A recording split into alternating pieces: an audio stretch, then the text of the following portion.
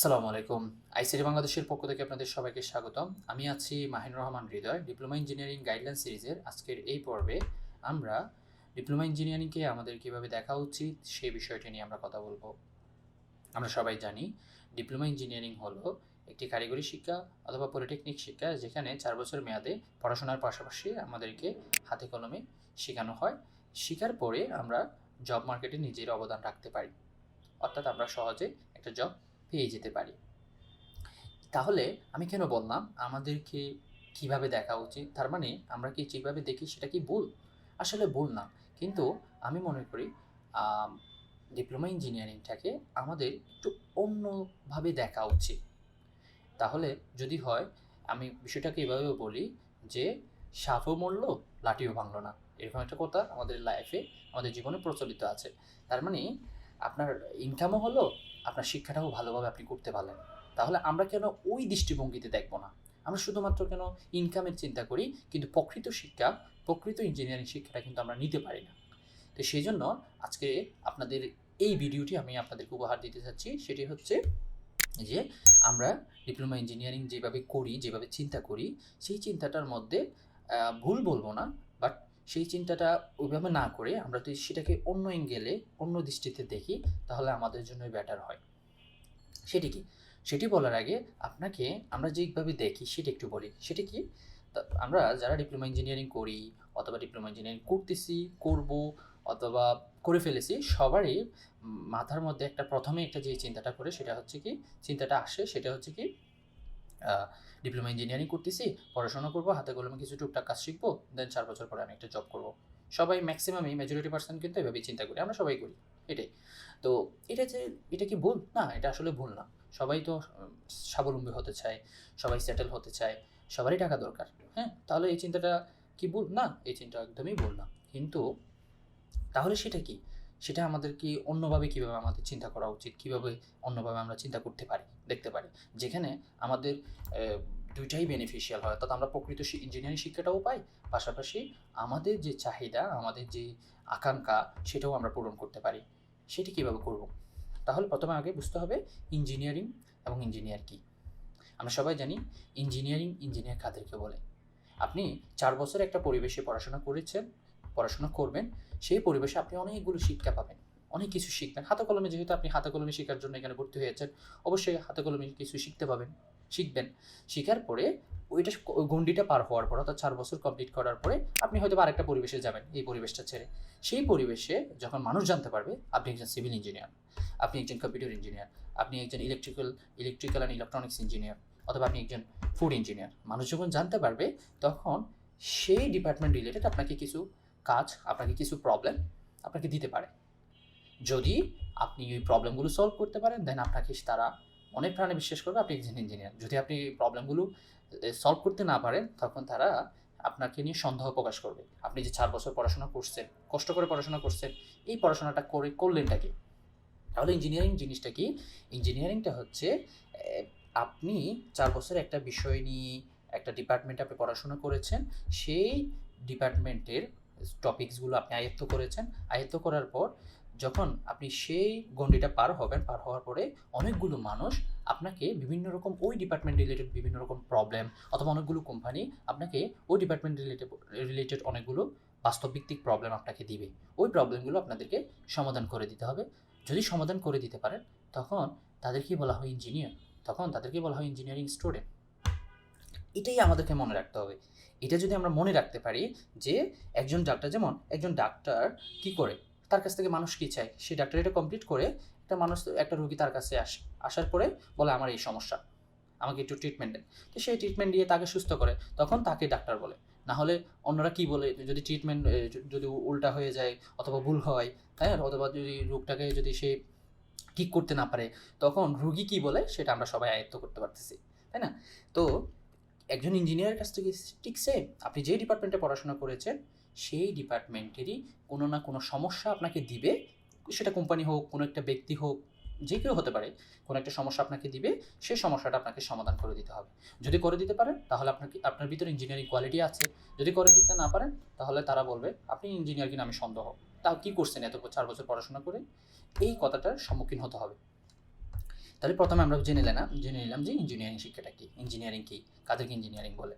আপনি যদি সত্যি নিজেকে ইঞ্জিনিয়ার মনে করেন, আপনাকে এই মেন্টালিটি নিয়ে চলতে হবে যে আমি একজন ইঞ্জিনিয়ার স্টুডেন্ট, আমি ইঞ্জিনিয়ারিংয়ের স্টুডেন্ট, আমি ভবিষ্যতে ইনশাল্লাহ একজন ইঞ্জিনিয়ার হব, যার কাছ থেকে মানুষ অনেকগুলো সমাধান চাইবে। সেটা আপনার ডিপার্টমেন্টের রিলেটেড সমাধানগুলো চাইবে। এটা না যে আপনি কম্পিউটারে পড়লেন, আপনাকে বলবে আমার একটা বিল্ডিং করে দেন, ওইটা তো বলবে না, আপনাকে কম্পিউটার রিলেটেড সমস্যাই দিবে, তাই না? তো এটাই হচ্ছে গেল। এবার আমরা কিভাবে চিন্তা করি? আমরা চিন্তা করি হচ্ছে একরকম যে আমার জব প্রয়োজন, আমার জব দরকার। তা এই চিন্তাটা কিন্তু আমরা করি। তাহলে আপনি যখন কোনো একটা পড়াশোনা করতে যান, তখন আপনার সবসময় মাথায় থাকে জব জব জব, টাকা টাকা টাকা, এই জিনিসটা মাথায় থাকে। কিন্তু আপনি ওই টাকাটা ইনকাম করার জন্য, এই যে অ্যাচিভমেন্ট, আপনার যে অ্যাচিভমেন্টটা ইচ্ছা আছে অথবা আকাঙ্ক্ষা আছে, সেটা অর্জন করার জন্য আপনার যেই চেষ্টাগুলো আছে সেটা আপনি করেন না করার পরে আপনি যখন 4 বছর শেষ করেন, একটা সার্টিফিকেট পান, কোম্পানির কাছে যখন একটা ইন্টারভিউ দেন, তখন আপনাকে তারা চাকরি দেয় না। তখন আমরা সবাই, আপনারা না, আমরা সবাই তখন আমরা বলি ইঞ্জিনিয়ারিংয়ে পড়ে, ডিপ্লোমা ইঞ্জিনিয়ারিংয়ে পড়ে আমরা ভালো কাজ করিনি, আমার অন্য কোনো ডিপার্টমেন্টে পড়তে হইতো অথবা অন্য জেনারেল শিক্ষাতে পড়তে হইতো। এই প্রশ্নটা কিন্তু আমরা সবাই করি। তো এই যে সমস্যাটা কেন হচ্ছে? এই সমস্যাটা হচ্ছে একমাত্র কারণ হচ্ছে আমরা প্রকৃত ইঞ্জিনিয়ারিং শিক্ষার পিছনে না দৌড়ে আমরা টাকার পিছনে দৌড়ি, আমরা জবের পিছনে দৌড়ি। আমি আপনাকে প্রথমে বলেছিলাম যে আমরা যে দৃষ্টিভঙ্গিতে চিন্তা করব, সেই দৃষ্টিভঙ্গিতে সাপও মরবে, লাঠিও ভাঙবে না। আমি আপনাকে প্রথমে বলছিলাম ভিডিও শুরুতে যে সাপও মরবে, লাঠিও ভাঙবে না। তার মানে কি, আপনি ইঞ্জিনিয়ারিং 4 বছর পড়াশোনা করবেন, সেখানে আপনি ইনকামও ইনশাল্লাহ করতে পারবেন, মোটামুটি একটা ভালো চাকরিও করতে পারবেন, প্রকৃত শিক্ষাটাও আপনি অর্জন করতে পারবেন, যেটাকে আমরা ইঞ্জিনিয়ারিং শিক্ষা বলতেছি, সেটাও আপনি অর্জন করতে পারবেন। সেটা কিভাবে? একমাত্র সলিউশন হচ্ছে আপনাকে বুঝতে হবে, আপনাকে জানতে হবে, আপনাকে স্কিল গ্যাদার করতে হবে, আপনাকে ভালো করে পড়াশোনা করতে হবে। আপনাকে সবসময় এই কথাটা মনে রাখতে হবে যে আপনি যে পড়াশোনাটা করতেছেন সেটার দায়িত্ব, এটা আপনার রেসপন্সিবিলিটি। আপনি সেটাকে ফর্মালিটি মেনটেন করে পড়াশোনা করবেন না। আপনার সেমিস্টার পাস করতে হচ্ছে, জাস্ট একটু বইটা পড়লেন, শেষ। সেমিস্টার পাস করতে হচ্ছে, বইটা পড়লেন, শেষ। একটা বইয়ের একটা প্র্যাকটিক্যাল করতে হচ্ছে, করলাম, শেষ। এরপরে ওই প্র্যাকটিক্যালটা কোনো দিন একটু চর্চা করলাম, অথবা আরেকবার অন্যভাবে কীভাবে এই প্রবলেমটা সলভ করা যায় সেভাবে একটু চেষ্টা করলাম। এরকম কিছু না করে শেষ করে ফর্মালিটি মেনটেন করে করে যখন শেষ করবেন, শেষ করার পরে পরবর্তীতে যখন নতুন কোনো প্রবলেম পাবেন অথবা কোনো একটা প্রবলেম যখন আপনি সলভ করতে পারবেন না, তখন আপনাকে মানুষ মূল্য দিবে না। তখন আমরা প্রশ্নবিদ্ধ করব প্রতিষ্ঠানকে, আমরা প্রশ্নবিদ্ধ করব আমাদের ইঞ্জিনিয়ারিং শিক্ষাটাকে, আমরা প্রশ্নবিদ্ধ করব ইনস্টিটিউটকে, আমরা প্রশ্নবিদ্ধ করব আমাদের এডুকেশন বোর্ডকে। কিন্তু কখনো কি চিন্তা করেছেন এখানে দোষটা কার? অন্যদের দোষ নাই আমি বলবো না, কিন্তু আমি মনে করি আমাদের ব্যক্তিগত দোষ সবচেয়ে বেশি। দোষ হচ্ছে আমাদের।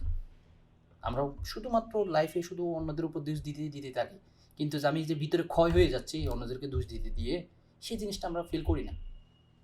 এই যে ডিপ্লোমা ইঞ্জিনিয়ারিংটাকে আমরা অনেকে পরিবেশে অনেক কথাই বলতেছে, আপনারা সবাই জানেন এই বিষয়গুলো। কেন বলতে পারতেছে?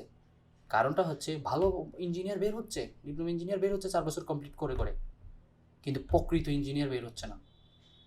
অনেক প্রকৃত ইঞ্জিনিয়ার বের হচ্ছে না, হয়তো হাতে গোনা কয়েকজন। কেন? এই কারণটা কেন? কারণটা হচ্ছে আমাদের চিন্তা শক্তিতে, আমরা যেই দৃষ্টিভঙ্গিতে দেখি, আসলে সেই দৃষ্টিভঙ্গিতে দেখে আমি যে 4 বছরে অনেক কিছু করে ফেলবো সেরকম না। আমাদেরকে চিন্তা করতে হবে সেটা পজিটিভ ওয়েতে। পজিটিভ ওয়ে কি, যে আমি কেন নেগেটিভ নিয়ে সামনে যাব? আমার যদি 4 বছর, আমরা জানি আমার এখানে 4 বছর পড়াশোনা করতে হবে, এই ডিপার্টমেন্ট আমার 4 বছর পড়াশোনা করতে হবে, কেন আমি নেগেটিভ চিন্তা নিয়ে সামনের দিকে যাব? নেগেটিভ চিন্তা মানে কি? নেগেটিভ চিন্তা মানে আমি পারবো না, এগুলো কঠিন, আমাকে দ্বারা হবে না, প্র্যাকটিক্যালি এই জিনিসগুলো অনেক হার্ড, এগুলো হচ্ছে নেগেটিভ চিন্তা। আরেকটা নেগেটিভ চিন্তা আছে টাকা কামানো।